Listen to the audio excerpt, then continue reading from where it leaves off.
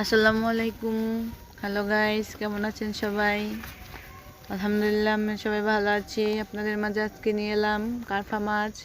ধুয়ে পরিষ্কার করে এবার একটু লবণ দিলাম, হলুদ মরিচ দিয়ে, তারপর তেলের উপরে ভাজলাম। তো দেখছেন, এই যে উল্টে দিলাম। তারপরে পেঁয়াজ তেলের সাথে একটু ভাজা ভাজা করলাম, তারপর আদা দিলাম, রসুন দিলাম, একটু জিরা বাটা দিলাম, মরিচ দিলাম, হলুদ দিলাম, লবণ দিলাম। এরপর একটু ভালোভাবে মরিচটা কষা নিলাম। তারপরে এই যে কষানো হয়ে গেল, পানি দিলাম।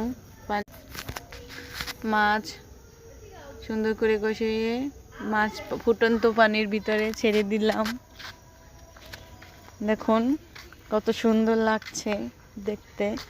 এবার পরিবেশন করলাম। দেখেন, দেখতে যেমন সুন্দর হয়েছে, খেতে তার থেকে বেশি সুস্বাদু হয়েছে।